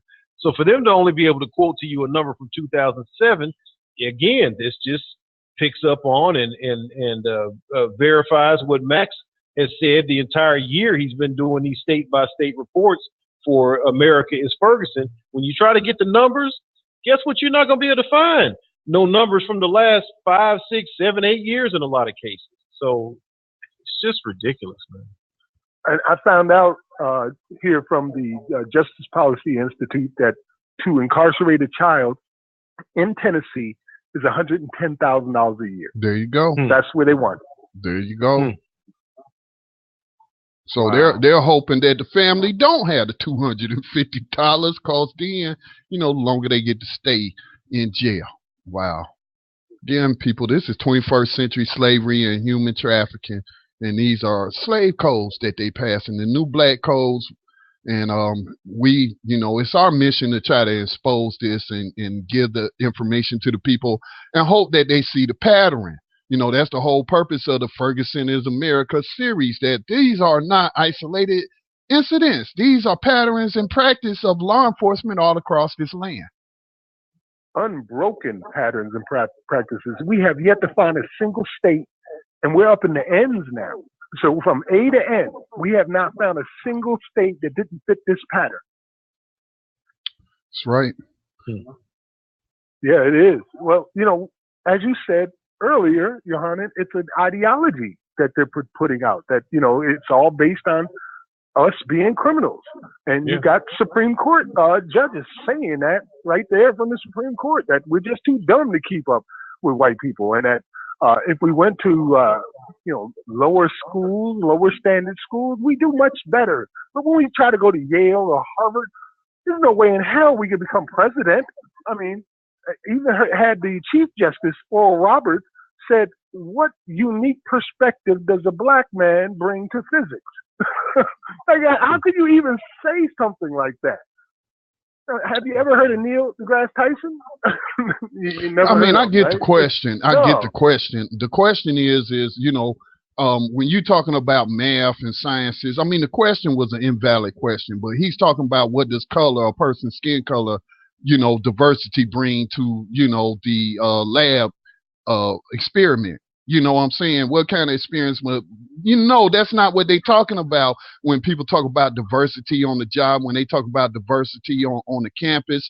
These are institutions and places that, you know, have traditionally been shut, doors been shut to black people and even women and other non-white people. And so when people say that they're looking for diversity, they're more talking about cultural diversity. They're not talking about really academics is academics. But it's something beyond the academics when you're talking about a community. And colleges are communities, especially when you have, you know, student body living on campus. And that's a community. That's a community. So they're looking for diversity in the community. And perhaps they're looking to teach these white kids some empathy, since most white people are challenged according to scientific studies, you know, when it comes to having empathy for non-white people. So perhaps like I've heard some people say to me on this program, say, well, you know, how can you have empathy for someone if you never live around them, you never talk to them, you know, you never get to live in their world, so to speak, or hear their perspective. So that's what they're talking about in diversity. So Chief Roberts can, he's he's dealing in technology right there. The question isn't even valid. They're not saying that, that a black person or a Hispanic person or a Muslim can bring something to the table in terms of solving a scientific equation. That's not what's being stated here. And for Scalia, I was just reading on Black Talk Radio News the other day about Woodrow Wilson. You got the black students at Princeton protesting and looking to get the name of Woodrow Wilson, a former president of the United States, CEO of America, who screened that racist Klan recruitment movie. What was The Birth of the Nation? And they want to remove his name from some buildings and some programs and endowments because he was a racist white supremacist. Well, he also, according to the reports I was talking about yesterday, he also didn't have a favorable view of Polish people, people from Hungary, and then guess who else? People from Italians like Scalia, who he said was slow and dim-witted, and men of low moral character. Now, I'm not going to say those things are, that Justice Scalia exhibits those characteristics because he's Italian, but he does seem to be a person of low moral, with a low moral compass. Well, he definitely said some disparaging things, and he made some statements that I know he has no knowledge of whatsoever. They were straight up racist statements. I'll give you an example. He said that most of the black scientists in this country don't come from schools like the University of Texas. They come from lesser schools where they do not feel that they're being pushed ahead in classes that are too fast for them. So he's basically saying that they can't keep up. But see, and wait a minute, there's one other thing I want to read in here. It says, referencing an unidentified amicus brief, Scalia said that there were people who would contend that it does not benefit African Americans to get them into the University of Texas where they do well, as opposed to them going to a less advanced school, a less slower track school where they do well. Well, I was just Googling the percentage of black scientists in the United States. And as of 2009, African Americans received 1% of degrees in science, technology, and only 4% of degrees in math and statistics. Of the PhDs awarded in science, such as chemistry and physics, less than 2%, or 89 total, out of 320 million people, went to African Americans. White men make up less than 50% of the U.S. population, but they dominate the science field with over 98%. Okay. Here's the thing about this case specifically. The plaintiff, Amy Fisher, a racist little white girl, rich white girl at that, her attorneys, okay, this is the thing, and Scalia and them, these are the questions that's not being asked. This girl couldn't succeed at the University of Texas if they let her in. Her grades didn't, so it ain't about us trying to prove that black people can succeed in university. I'm not even going down that road. I have no reason to validate myself or seek the validation of others in saying, well, here's where you're wrong. We got George Washington Carver, and he invented this, and we got Neil deGrasse Tyson, and he's the same. Man, I ain't trying to go down that road. Okay, I don't care to go down that road. The case that is at hand, the plaintiff did not meet the academic standards to get into the school. And so she's trying to look a way to sue the school because she didn't get in, all right, because she didn't have the grades to get in. And then some other students were given what's so-called affirmative action, and where their grades, were looked at, and they didn't meet the standards, but they had other extracurriculum things. And it wasn't black people. The majority of the students that got in on affirmative action were white people, man. And I assume they were white women, that they had to be white women to come in under affirmative action. This story goes deeper than that, Scotty. Well, let me finish though, Max. Decide suddenly she wanted to sue. she was found by a friend of her father's who was looking for someone that he could use as an example in his ongoing war against. Okay, so he was looking for a test action. case. He was looking for Right. a test So case to attack affirmative action. But again, the case is weak. The candidate that he chose is weak. Number one, we can allow them to frame the conversation around what they want us to frame the conversation, or we can frame it around what we want it to frame around. And let's frame it around the facts. And the facts is that really she is undermining affirmative action for white women. Because like a listener had questioned me or left a comment on the program I did about this on Black Talk Radio News. And they said, I'm a bit confused. So does this mean that white women no longer have minority protection? You know, because she's claiming that, minority set-asides affirmative action have harmed me. But she's a white woman. So, I mean, this could, depending upon how they rule, it could end up harming white women, and then they'll be kicked out of, affirmative action slots. They'll be kicked out of affirmative action business contracts that they got as women-owned, minority-owned businesses and whatnot. So this is the technology and all the different angles we should be looking at this at, and informing people that don't nobody benefit from affirmative action more than white women. Okay?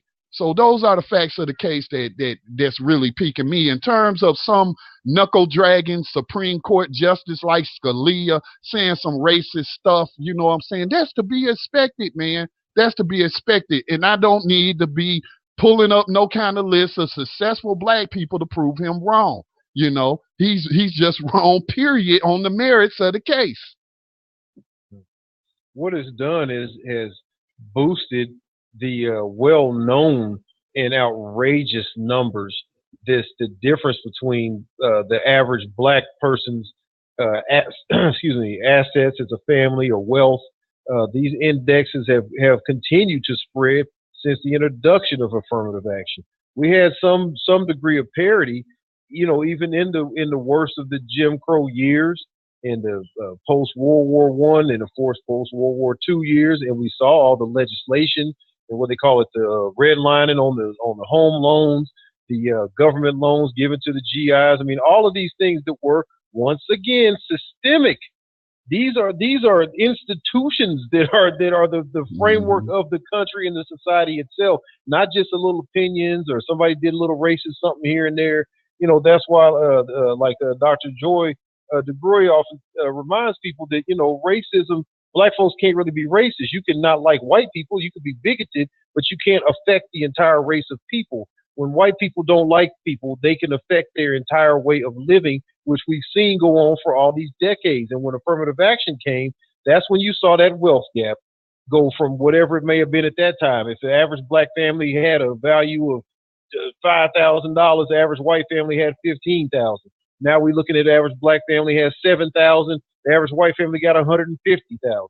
The affirmative action puts two breadwinners in well-paid positions in the same home. When that white woman goes out that house and gets affirmative action to start a business, to get a job at some corporation and get equal pay and all this different stuff that affirmative action is going to help with the placement of, she takes that money right back home to her white husband. Right. And now they together represent this kind of a wealth gap.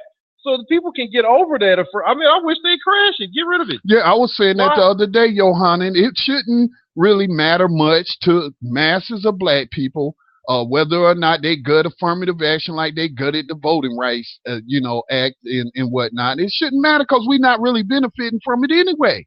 We're not benefiting from it.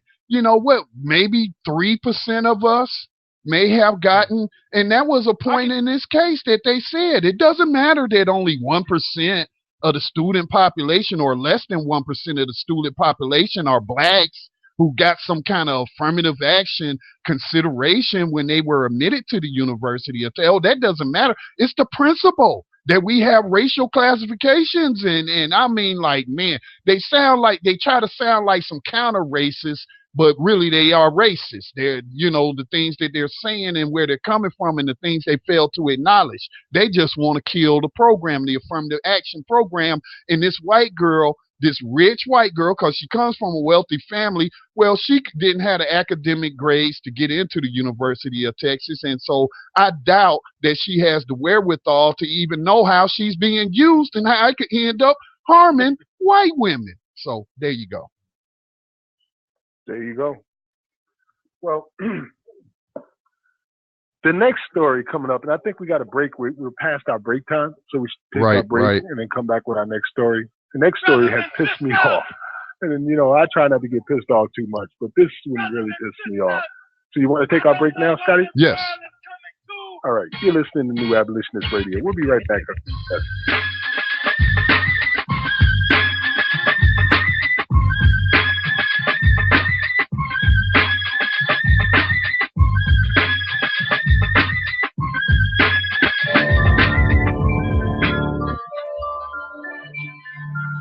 Are you searching for the best in online black radio? Then go to blacktalkradionetwork.com, helping you filter through the noise. Real talk, black talk.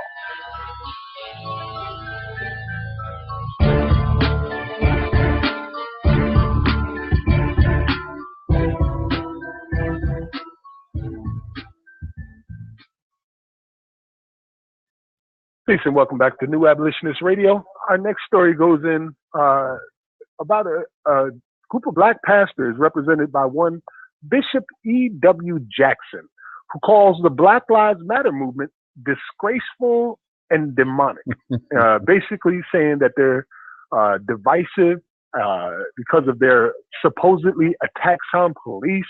And let me read a few quotes that came from the Roland Martin program. Actually, I would prefer if we could actually play like a minute. Oh man, don't make me listen to that again. Don't let me. that man, come on, man. That proxy racist gave me a headache.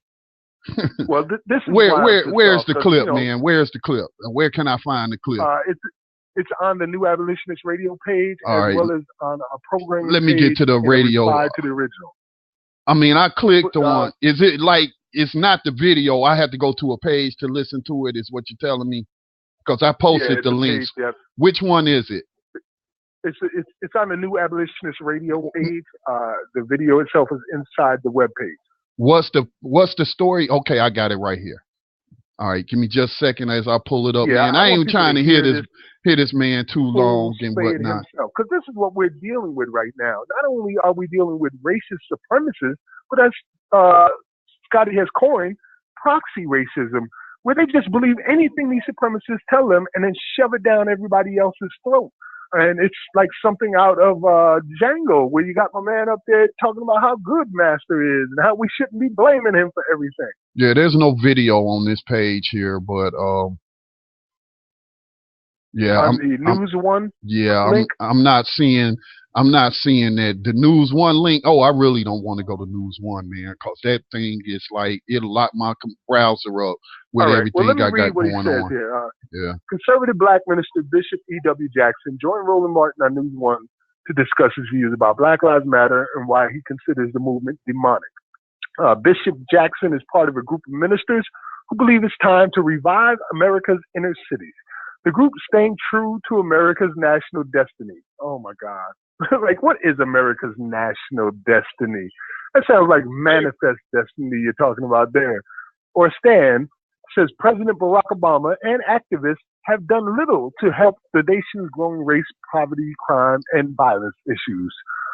Bishop Jackson lashed out at the demonic Black Lives Matter movement during a conference call he organized with conservative activists in November.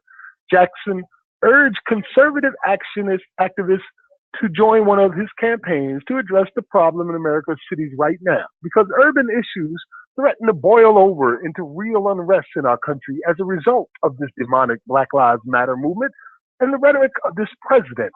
And before him, Attorney General Eric Holder and Al Sharpton and all of these folks who are so dedicated to stirring up racial strife.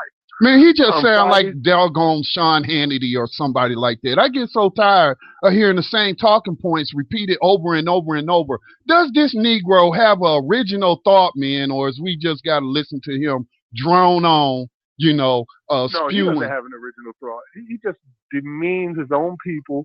It ain't his people. It ain't his people, man. His own people. Who is his people, man? That there's a movement. His problem is that they are getting in these pastors' asses when they get up there, start talking about all lives matter, and when they start giving police support who are killing their children in the streets. So he's mad because every time somebody says all lives matter, like they did in Charleston, South Carolina, at the AME church that I was at, where Hillary Clinton had showed up and talking about all lives matter. When he says that, people get upset. And he don't want to not be able to say all lives matter. See, this is one of those dudes who have been convinced over generations. His father was probably the same way, that black people are the problem, and that and he also gets upset because of the black on black crime that's going on that nobody wants to address. We've addressed it here on more than one occasion. Look, man, I'm 57 years old. Don't even freaking exist. There is no such thing as black on black crime. When you start talking about white on white crime, Chinese on Chinese crime, dog on dog crime, lesbian on lesbian crime, then come talk to me about black on black crime. Otherwise, it's just crime. All crime matters, okay? All crime matters. We'll just say that. All crime. It ain't no black on black. It ain't no white on white. All crime matters. We want to address all crime, particularly the crimes of the state and these police terrorists out here in 21st century slavery, human traffickers. That all crimes ladder. Look, man, I don't really care too much to even talk about these people or give them too much attention. All right. He already has tipped his hand. I've seen the interviews. He's pro-police and all this and that. And so, man, I'm really irritated by people like him. He's an ex-cop and his son is a cop. Okay, so there you go. We know whose team he playing for, all right? And for him to act like, to call somebody demonic, does he really want to use the word demonic? So what's the plan, Pastor? What's the plan, Bishop? You going to lay hands on them and cast them demons out? I mean, come on, man. What's really demonic about people calling for police accountability? What's demonic about that for wanting more transparency in these investigations? What's demonic about, not expecting the police to act like thugs in the hood? You know what I'm saying? Because, I mean, so what's demonic about that? Involved. Let me tell you what's demonically involved. And it's a simple quote from Margaret Sanger on December 19th in a letter to Dr. Clarence Gamble. She said, "We should hire 3 or 4 colored ministers, preferably with social service backgrounds and with engaging personalities. The most successful educational approach to the Negro is through a religious appeal. We don't want the word to go out that we want to exterminate the Negro population, and the minister is the man who can straighten out that idea if it ever occurs to any of their more rebellious members." I mean, I don't hear nobody calling on Peter to go, we're not calling on Peter. Do we come on here and say, Peter, lead them, stop trying to rescue them animals, because we got human beings that's being enslaved right now. And human trafficking is going on, and human beings are more important. No, we don't go at people and say, you shouldn't care about, feeding the homeless and only focusing on veterans or veteran issues. And don't you know there's a whole other range of issues out there for us to address than these PTSD affected veterans? Why don't you care about the dolphins, man, and that's getting caught up in the nets out there in the ocean, so you can have tuna fish and all. See what I'm saying? You see the game that's being played here with Black Lives Matter and trying to tell an organization, and I'm talking about the organization and not the hashtag, but trying to tell a young organization what they should be doing. They're barely a year old. You know what I'm saying? Pastor, where you been for 30, 40 years? You look like you're about in your 60s or 70s. How long have you been out there in the streets and addressing, quote unquote, the crime in the neighborhood? You know what I'm saying? And I remember, I'm 57 years old, man, 30 years I can remember of Stop the Violence campaigns. Matter of fact, joining us in the chat room, in the video chat, is Why You Mad Son, Chai Boogie or Why You Mad Son, and she does, community work with the moms up there in New York, and they address those type of things, crime in the neighborhood. So, I mean, these type of organizations and movements have existed for decades, man. And so I ain't trying to hear it from somebody who just looking to get some of the most buttery biscuits that they can get from Master's table. And that's all this guy is, and I ain't trying to hear nothing he got to say. Yeah, well, you and I feel that way, and I'm sure Yohanan joins us in that. Mm-hmm. But there are people out there listening to him and David Clark and Fox News. As you said, he sounds like Hannity because he sounds like Hannity. He sounds like he was trained in the school of Hannity thought. Yohanan, what were you going to say? I just want to point out the first thing that even said anything to me in this article and behind this event when I first heard about it, it says right off the bat that Bishop E.W. Jackson from the church, the Called Church in Chesapeake, Virginia, and other black ministers from this organization, this Stand True to America's National Destiny, gathered at the National Press Club to announce the launch of this Project Awakening, which is a private sector, church-centered, comprehensive plan for the recovery of America's inner cities that focuses on teaching children they have options and blah, blah, blah, blah, blah. I just immediately thought that was a bit odd that these Negroes, who probably never even knew what the address of the National Press Club was before they received their marching orders, were invited to come to the National Press Club and speak out on this community organization, this plan for the future of the inner city that we are to believe that they came up with somehow. The National Press Club is a professional organization and business center for journalists and communications professionals. So where do you suspect these Negroes belong? In the communications professionals category, I would say. It's located in Washington, D.C. Its membership consists of journalists, former journalists, government information officers, and those who are considered to be regular news sources. It has gatherings with invited speakers from public life, as well as a venue open to public to host business meetings, news conferences, industry gatherings, and social events. Now, this is one of the most prestigious speaking platforms in our country, and therefore, of course, it's got a very high standing in the world itself. And you mean to tell me that an assorted group of black pastors just one day got the right and the privilege to go hold a press conference here with this new plan for the inner cities that they've devised that we're supposed to believe, and pulled all this off? If you believe that, what's the old saying? I got a bridge I want to sell you. I mean, how ignorant do they think we are? Very right? ignorant. We've never been invited to come to the National Press Conference and speak about slavery. Yeah. Well, guys, we got coming in on the last 15 minutes or less. We do have Lotus Place Radio coming up at 10 o'clock p.m. Eastern Time right here on Black Talk Radio Network, your digital radio station for new black media in this new millennium. I think we got 2 more sections we got to cover. Yep, we got to do our abolitionist in profile and our rider of the 21st Century Underground Railroad, which is our next segment. I guess we'll get right in on that one then. Most certainly. All right. Well, every week we do these segments so we can give the information and remember the people that need to be remembered, like those who are being freed right now from these prison populations.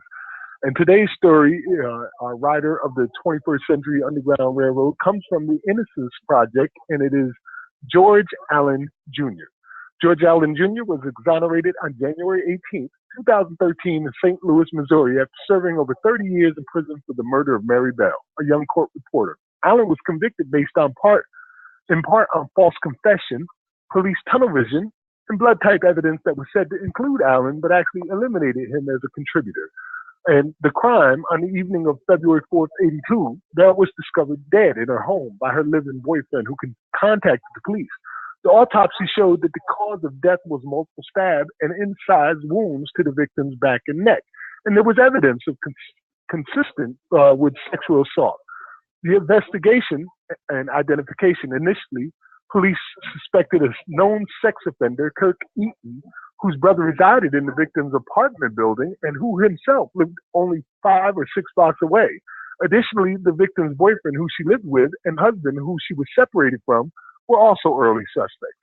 On March 14th, 82, by a chance encounter, police approached George Allen, a chance encounter, approached George Allen several blocks from the victim's house and, mistaking him for Eaton, brought him in for questioning. So, see, they thought he was Eaton because he was a black guy. It's really just that simple. Well, this is a black guy. This one will do just as good as any other one. Allen, who has an extensive history of severe mental illness, including hospitalizations for schizophrenia, eventually confessed to raping and murdering the victim.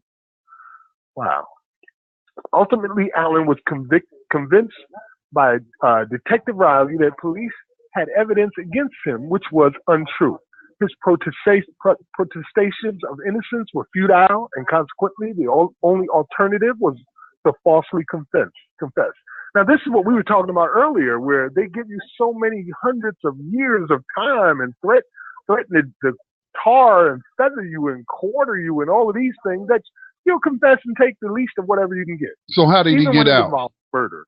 So how did he get out? How did he get out? Well, on the recording, Allen can be heard informing the officers that he is under the influence of alcohol. Throughout the interrogation, the detectives ask highly leading questions and prompts Allen to give them his answers to fit the crime.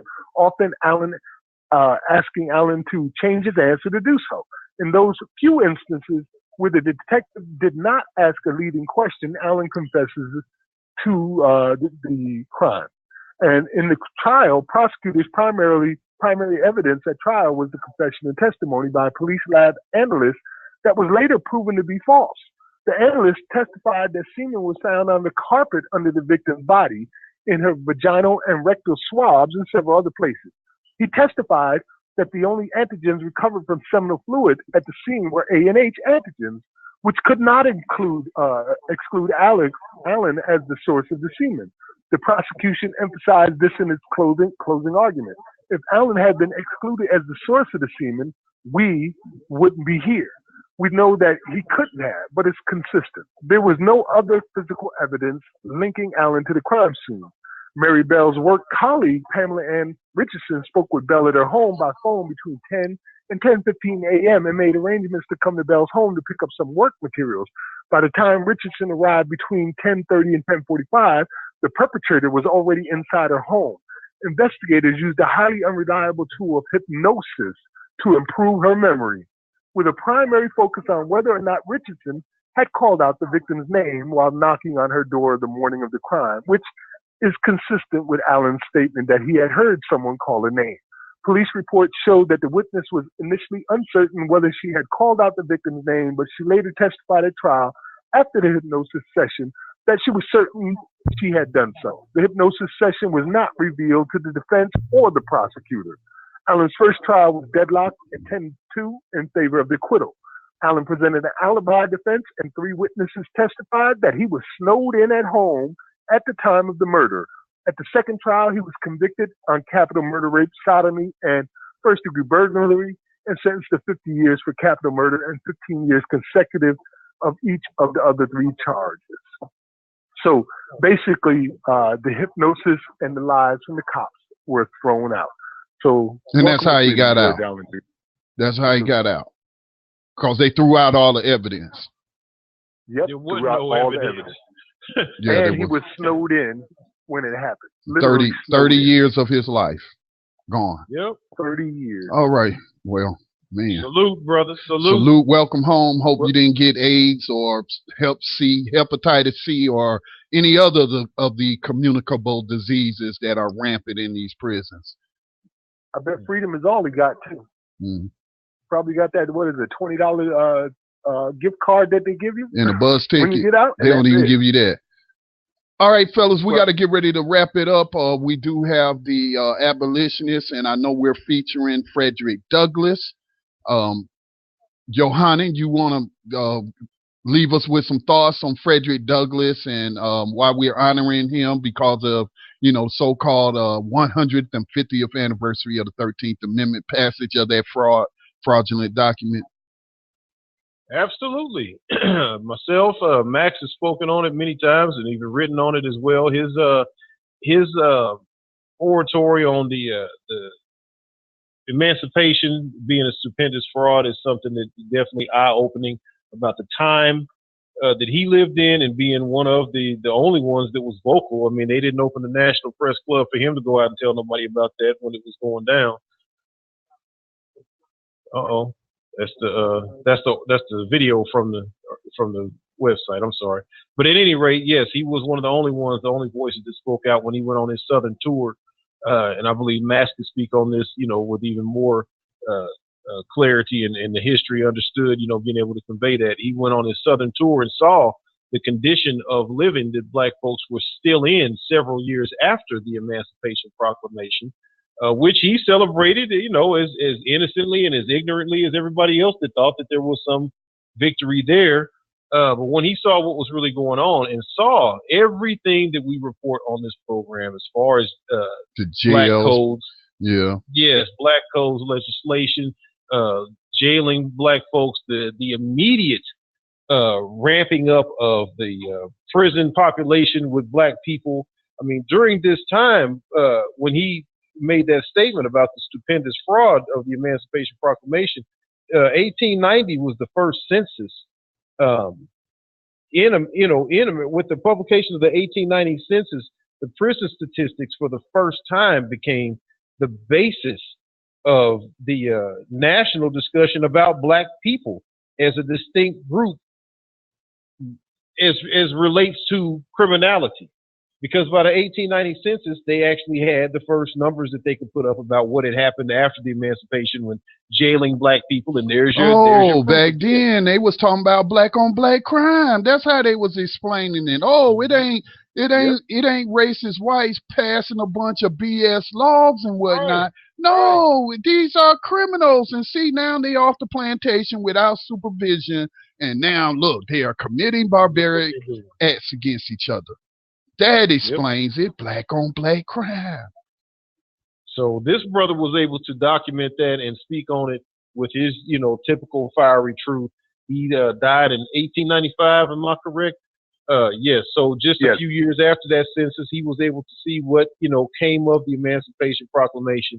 And here we just had last week the 150th anniversary, if you will, of that legislation, and then of course the subsequent all of the 50 states ratifying that information as well, and indeed and in fact implementing slavery in every state where slavery had not previously existed when they ratified that legislation. States like Kansas, where I'm born and raised, known as the Free State, Rock Chalk Jayhawk, don't cross this line with that slavery. Well, here's the 13th Amendment. We ratify it, and now we got slavery. So, welcome to America. Wow. If you have not read or heard, I denounced the so-called emancipation as a stupendous fraud. It should be at the top of your list of things to do. Yeah, it's on YouTube. I provided the links. New Abolitionist Radio. We are the first to ever put it in recording, to recite it on tape, so you can see it there, that historical thing in its entirety. And it was said to be his greatest speech ever, but it's also one of those speeches that you never hear of because it went contrary to what is being presented to us today. I know. I've actually walked in his footsteps and traveled throughout North Carolina, South Carolina, and Georgia as he did to see the same things that he saw. And what was happening in 1888 when he gave his speech on the anniversary of the emancipation is occurring today in 2015. Right. And I gave a similar speech. I gave a similar speech when they held that fraudulent ceremony in Washington, D.C., with President Obama giving this horrendous speech about freedom and black folks in America. And obviously he didn't know a thing about what he was talking about. Well, it was more sinister than that, because he's a constitutional lawyer. He knows that slavery was never abolished, and so, but yet he still got up there and fixed his mouth to tell those lies that slavery somehow was abolished in 1865. Listen, guys, we got to run. Some quick last comments. My last comments to the listeners: if you're not a new abolitionist by now, and you've listened to this program, and you come to the realization that 21st century slavery and human trafficking still exists, that the 13th Amendment did not abolish slavery and is still being practiced today, and so you can learn all of that and not be an abolitionist, well, all I got to say is I see you on the battlefield. Peace to the abolitionists and death to the oppressors. Remember that abolition is the reason for a revolution, so we can finally know peace. Peace. Peace. Rise up, rise up, rise up, rise up, rise up, rise up, rise up, rise up, rise up. Showtime.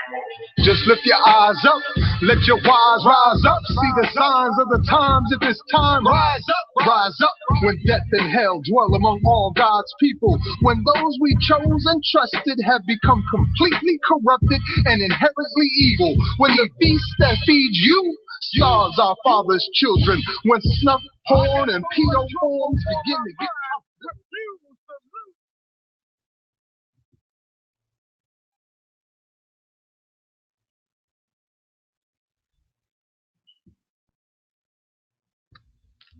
descending from the tribes of Africa, inspired by the